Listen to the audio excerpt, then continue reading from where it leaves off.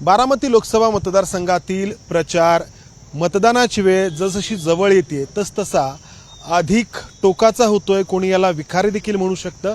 आणि यातूनच जे दावे केले जात आहेत, अजित पवारांचे सख्खे बंधू श्रीनिवास पवार यांनी म्हटलंय की 4 जूनला जेव्हा निकाल लागेल त्यानंतर अजित पवारांना मिशा काढाव्या लागतील, कारण विजयाचा जो काही लंबक आहे तो सुप्रिया सुळेंच्या दिशेने झुकलेला असेल.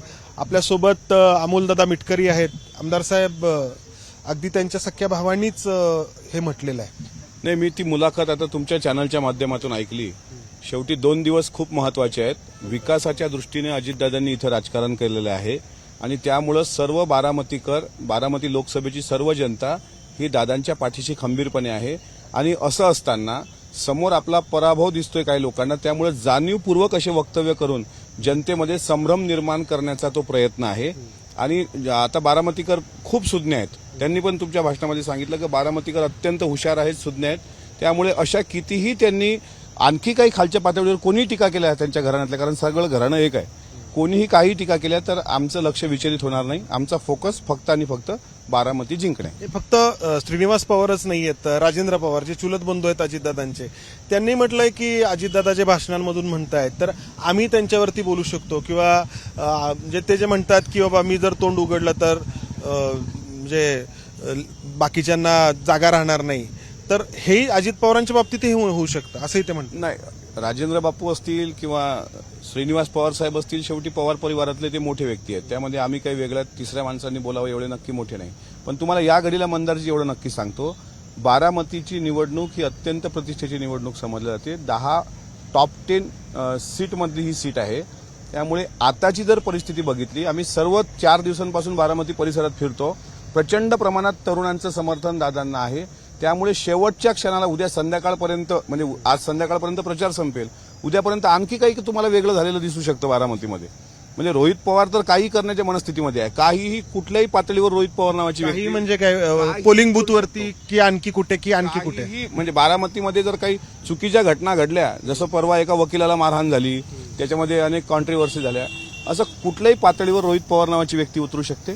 आणि आता पलीकडून किती टीका आल्या तर संयम विचलित न होऊ देता फक्त मतदारांनी ठरवलंय की जे काही बोलायचं आम्ही ते मतपेटीतून बोलून दाखवू. तुमचे विरोधकच आरोप करत आलेत आतापर्यंत की दमदाटी होते, फोन जात आहेत किंवा आणखी कुठल्या पद्धतीने दबाव टाकला जातोय, तर तुमचं म्हणणं आहे की हे उलट आहे, म्हणजे रोहित पवार दमदाटी करतायत किंवा दबाव टाकला जातोय. कर्जत जामखेड मधल्या काही लोकांना जाणीवपूर्वक बोलवून परवा भिगवण चौकात, म्हणजे इंदापूर परिसरामध्ये जो पैसे वाटपाचा आरोप राष्ट्रवादी काँग्रेस पक्षावर केला गेला, ते राष्ट्रवादी काँग्रेस पक्षाचा कुठलाही कार्यकर्ता नव्हता. मफलर त्यांच्याच कार्यकर्त्याच्या गळ्यात राष्ट्रवादीची टाकली गेली. हा जो काही तिथं पैसे वाटप झाला हे सगळं डोकं त्या रोहित पवारचं आहे.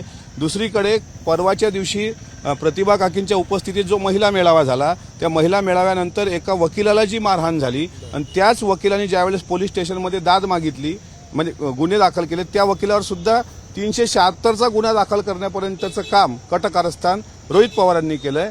त्याच्यामुळे ही सगळी यंत्रणा, सगळ्या राष्ट्रवादी काँग्रेस पक्षाच्या विरुद्धच्या यंत्रणा रोहित पवार आपल्या हातामध्ये ठेवून आहे आणि तोच काहीतरी घडवणार आहे. तुम्ही आता बारामतीमध्ये कोपरा सभा घेताय, अगदी तालुक्यांमधल्या छोट्या छोट्या गावांमध्ये जाताय, तर काय तुम्हाला लोकांची भावना काय आढळून येते? कारण भावनिक लढाई असल्याचं इथं दिसून येतं. एका बाजूला अजितदादांनी केलेली विकासाची कामं आहेत आणि दुसऱ्या बाजूला शरद पवारांचं अनेक वर्षांपासूनचं नेतृत्व पण आहे.